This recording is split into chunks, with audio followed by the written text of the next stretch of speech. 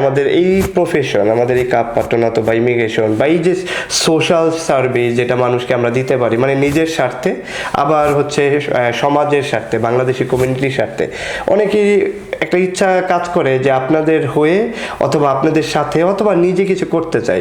তো আসলে কি ক্রস পয়েন্টের সামনের দিকে এরকম কি কোনো অপরচুনিটি আসবে যে আমরা মেধাবী?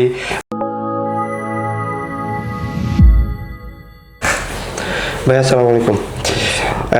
আমরা তো আলহামদুলিল্লাহ ভার্চুয়াল অফিস শুরু করলাম, তো প্রথম থেকেই যেরকম ছিল এখানে অনেক ভিন্নতা পাচ্ছি। এখন আসলে এমন এমন মানুষদের কলস পাচ্ছি এবং ওদের সাথে কথা বলে বুঝতে পারি ওরা বেশ স্মার্ট শুধুমাত্র এই কারণে না, আসলে ডিজিটাল যুগের কথা যদি চিন্তা করি এবং তাদের কোয়ালিফিকেশনের কথা, তাদের প্রেক্ষাপট কেন চাই ইত্যাদি এই ধরনের কথা অনেকেই বলতে গেলে ব্যক্তিগত অভিজ্ঞতা শেয়ার করে, বলে যে ভাই আমি তো এই প্রফেশনে ছিলাম একটা সময় পর্যন্ত, হয়তো এখন জীবন পরিবর্তনের জন্য ইউরোপ চলে আসছে, কিন্তু এখন যেই প্রফেশনে মানে এখন কাজ করছি এটা তো মন থেকে করছি না, হয়তো পেটের দায়ে করছি। কিন্তু অনেকে আমাদের কাছে এটা জানতে চায় আমাদের এই প্রফেশন, আমাদের এই কাপ পাঠানো বা ইমিগ্রেশন বা এই যে সোশ্যাল সার্ভিস যেটা মানুষকে আমরা দিতে পারি, মানে নিজের স্বার্থে আবার হচ্ছে সমাজের স্বার্থে, বাংলাদেশি কমিউনিটির স্বার্থে, অনেকেই একটা ইচ্ছা কাজ করে যে আপনাদের হয়ে অথবা আপনাদের সাথে অথবা নিজে কিছু করতে চাই। তো আসলে কি ক্রস পয়েন্টের সামনের দিকে এরকম কি কোনো অপরচুনিটি আসবে যে আমরা মেধাবী বা যারা এই ধরনের ব্যাপারগুলোতে ডেডিকেটেড, আমরা এরকম মানুষ খুঁজছি? এই কথার শুরুতে যদি এভাবে বলি, কোন গোয়াল চায় না আমার গোয়ালে দুধ দেয়া গরু থাকুক? সবাই চায়। তার মানে হচ্ছে যোগ্য লোক সব সময় প্রয়োজন ছিল, প্রয়োজন আছে, প্রয়োজন থাকবে। এটা একদম কমন একটা মানে এই কি বলে চাওয়া। আমরা সবাই জানি যেখানে যাব লোক দরকার, কিন্তু সব লোক দরকার না, যোগ্য লোক দরকার, আমরা সব জানি। কারণ এটা তুমি দেখবা আমাদের যদি বলি, আমাদের যেমন কতগুলো অফিসের লোক দরকার, আমাদের মেসিনাতে অফিসের লোক দরকার, মিলানের কথা বলছি, আমাদের লেনিয়ানোতে লোক দরকার, আমাদের আব্বিয়াতে গ্রাসতে লোক দরকার, আমাদের নেপালি অফিসে লোক দরকার, অনেক লোক আসতেছে, কিন্তু তারা একদমই শুরুর দিকের মানুষ। এবং একটা প্রবলেম যেটা বললাম যে অনেকে আছে মিডল ক্লাস বিলং করে যারা, তারা আসলে এই স্বপ্নটাকে বাস্তবে রূপ দিতে পারে না, হিমফিম খেয়ে ওঠে, কারণ প্রত্যেকটা মাসেই তার একটা কি আছে, পিছু টান আছে।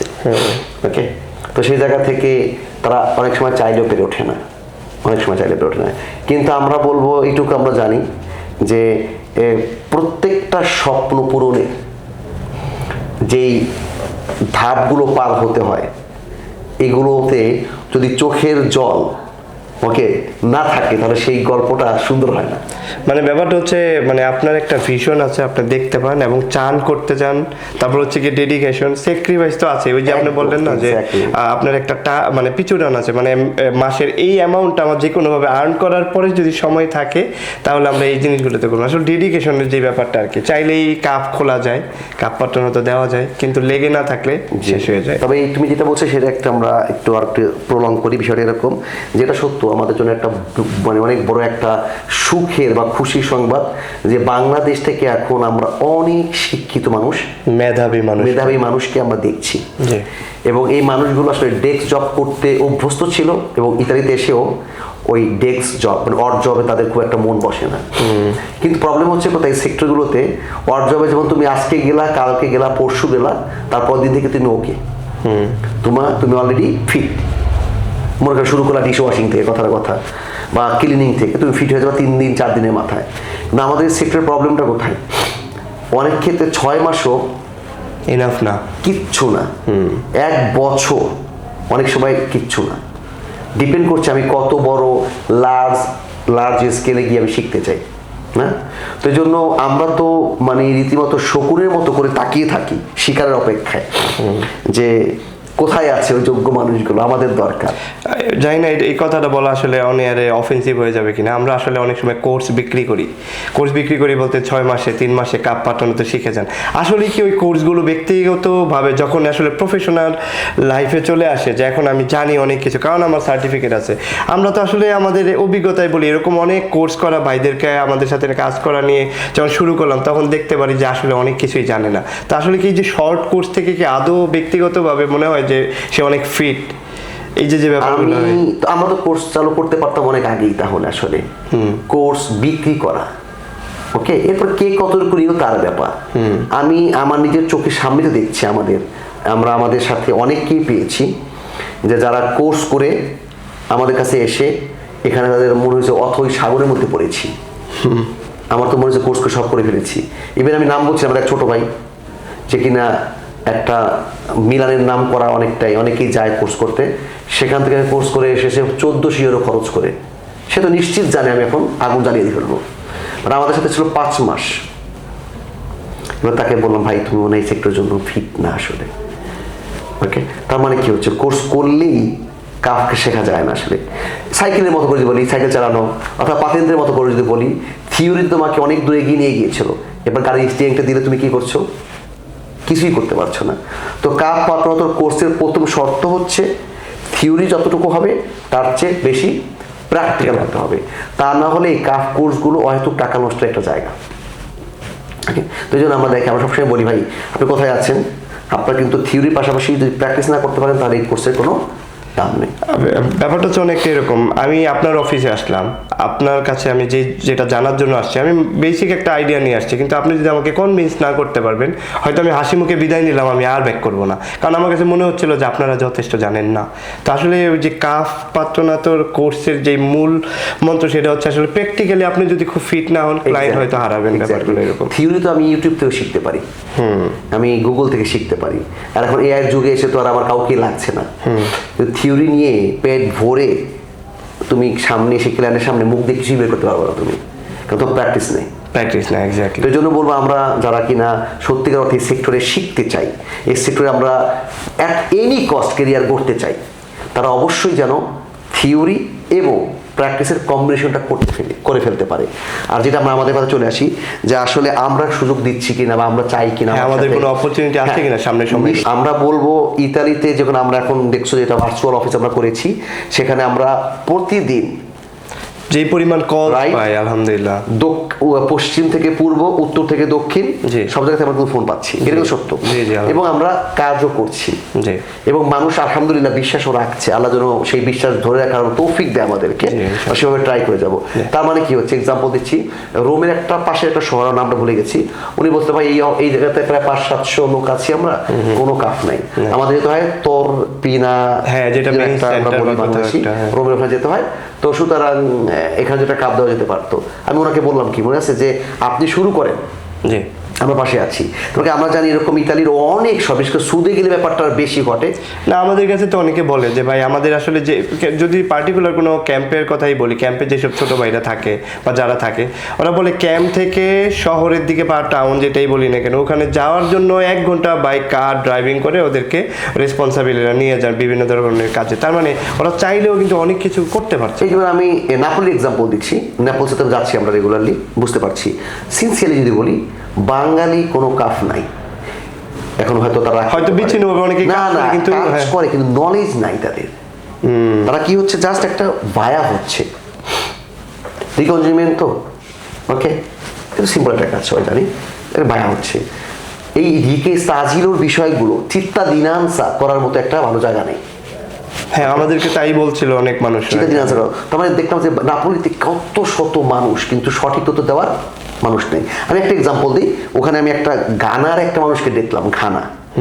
তো সে একটা অ্যাডভোকেট থেকে আসছে, তো সে বলতেছে এরকম, আমি রেগুলার পেমেসো রিসোর জন্য আছে লাভর সুবর্দিনাতো, আমার ওয়াইফ ইতালিতে আসছে জার্মান হয়ে, তার ভিসাটা আর নাই, ওকে।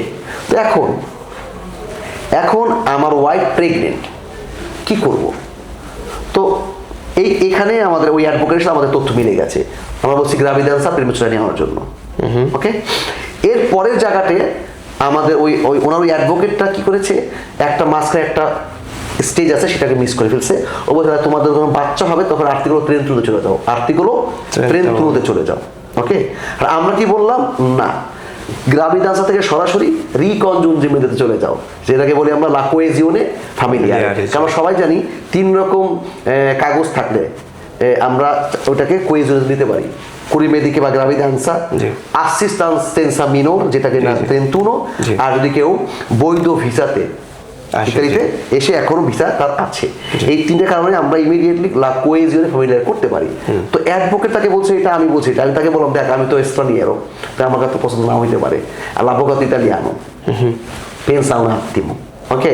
তো এই যে জায়গাগুলো, তো বাঙালিদের ওখানে তথ্য দেওয়ার কোনো লোক নেই, ওকে। তো আমি জন্য বলছি যে বা যারা ভাইদের উদ্দেশ্যে বলছি, আসসালামু আলাইকুম রহমতুল্লাহ, যে বা যারা এই সেক্টরটা নিয়ে খুব বেশি প্যাশনেট এবং এই সেক্টরে কাজ করতে চান এবং ডিটারমাইন্ড যে অ্যাট এনি কস্ট আমি আমার গন্তব্যে যাব, এরকম মানুষকে আমি সত্যি আমরা চাই।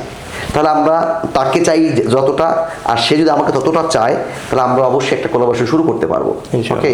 এবং কোলাবোরেশন শুরু করতে পারলে স্লোলি আমরা আমাদের যে গন্তব্যটা উভয় মিলে যেতে পারবো। হতে পারে এই মানুষগুলো যদি আমাদের মিলানে এসে 1 মাস 2 মাস থেকে কোর্স করতে চায়, সেখানে আমরা ওয়েলকাম দিব। কারণ আমাদের মূল শর্ত হচ্ছে পুরো ইতালিতে ছড়িয়ে যাক সুন্দর একটা সার্ভিস কাপ পাত্রনাতর, যেখানে মানুষ জেনে কাজ করছে, ওকে। এবং আমাদের মতো করে যারা আমরা ভিডিও করি, এই একটা ব্যাপার আমি সত্যি আমি গ্রেটফুল টু আল্লাহ এবং to our brothers and sisters, যে আমরা যেখানেই যাই একটা কমেন্ট স্পষ্ট আমি শুনতে পাই যে ভাই আপনাদের মতো ফ্রি তথ্য কেউ দেয় না। এটা নিয়ে আমাদের যখন প্রথম দিকে ভিডিও আমরা করতেছিলাম, তখন মনে আছে আমরা আলোচনা করতেছিলাম যে আমরা যদি সব তথ্য ফ্রি দিয়ে দিই তাহলে আমার কাছে কে আসবে, না মনে আছে কথা? আলহামদুলিল্লাহ, মানে এইটা আসলে রিজিকের ব্যাপার, আল্লাহ করে। তো আমরা কি বলতাম যে আমার তো রিজিকের মালিক আল্লাহ, আমি সব ছিটিয়ে দিলেও আমার রিজিক আল্লাহ আমার ব্যবস্থা করে দিবেন। জ্ঞান কখনো কমে না, আপনি বলছিলেন যেটা। তো সেই জায়গা থেকে আমরা কি হয়েছে এখন, এতে করে আমাদের আরো ভালো হয়েছে, মানুষের দোয়া পাচ্ছি এবং আমাদের ভিডিও যারা দেখে প্রপার গাইড পাচ্ছে। আল্লাহ যেন আমাদেরকে সেই তৌফিক দেয়, আমরা কন্টিনিউ করতে চাই। ভাই একটা জিনিস বলি, আসলে প্রচার প্রসার আমরা এই ব্যাপারটা খুব ভালো বুঝি। আসলে দেখেন, হয়তো বা আমরা এখন দেখতে পাই ফেসবুক ব্রাউজ করলে অনেক জায়গা থেকে আমাদের মতন করে অনেকেই কাজ করে, এটা কিন্তু অনেক অ্যাপ্রিসিয়েট করার মতন। হয়তো মানুষের পরিবর্তনটা আসলে এইভাবেই আসবে। হয়তো এই তথ্যগুলো পরবর্তীতে মানে হয়তো এইভাবে অনেকেই ভাববে যে না, তথ্য দিলে তো আসলে তথ্য কমে না। তো এই ব্যাপারটা ওরা ওইভাবে চিন্তা করে। আরেকটা বিষয় ভাই অ্যাড করি, এটা আমি মনে করি বেশি ভালো হয় কথাটা বললে, আমি এইভাবেই ভাবি। এক্সাম্পল দিচ্ছি, মিলানে মনে করা আছে 50,000 বাঙালি। মিলান বলতে আমি লোম্বার্ডে ধরছি, আর একটু বেশি কম হতে পারে, ওকে। তো আমি একাই খাবো ভাবছি, আমি বেস্ট ভাবছি, 50,000 ক্লায়েন্ট আমি কি ডিল করতে পারবো? ইম্পসিবল, হিউম্যানলি পসিবল না আর কি। তাহলে আমাকে ভাগ করতে হবে কতগুলো। তাহলে আমি ধরলাম আমি ওকে সবচেয়ে বেশি দিব 10,000, তাও কিন্তু পসিবল না। হ্যাঁ 5,000, ইয়েস, হ্যাঁ এবার একটা পদ হয়েছে 5,000, রাইট? 5,000 সেতেন্তা কি অবস্থা, একটা যুদ্ধ করতে হচ্ছে, রাইট? তো যদি দেখি এই 50,000 লোক ডিল করতে মিলানোতে আমরা যদি সবাই সদিচ্ছা মানে কি বলে আমরা করি, খুব চেষ্টা প্রকাশ করি, সেই জায়গা থেকে আমাদের কমপক্ষে আমাদের মতো 10 জন লোক দরকার, 5 করে সবাই নিব। এই 10 জন মিলে যদি একত্রিত হয়ে কাজ করি, তাহলে কি অবস্থা হলো? চরম। এরপর যদি আমরা এই বাঙালিরা একসাথে মিলে যাই এবং একটা বুদ্ধি করি যে Indian, Pakistani, Sri Lankan, Filipino, South American, আফ্রিকানদের চেয়ে আমরা বেটার, কারা? বাংলাদেশিরা বেটার, তাহলে আমাদের সাথে এক অন্যের কামড়াকামড়ি কি আর নাই? একদমই। আমরা বাংলাদেশি হয়ে মানে রিপ্রেজেন্ট করার জায়গাটা আরো ওপেন হয়ে যাচ্ছে, না?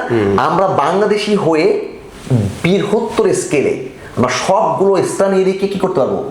সাপোর্ট দিতে পারবো। আমাদের তখন চ্যালেঞ্জ হবে শুধু আমরা বাংলা আমাদের সাথে আমরা কামড়াকামি করবো না, আমরা কামড়াকামি করবো কার সাথে? ওই চাইনিজের সাথে, ওই শ্রীলঙ্কানের সাথে, যে তোদের সাথে আমরা বেটার, সো আমরাই সার্ভাইভাল অফ দ্য ফিটেস্টে যে পরীক্ষা, সেখানে আমরা টিকে যাবো। এটা আর ভালো হয় কিন্তু।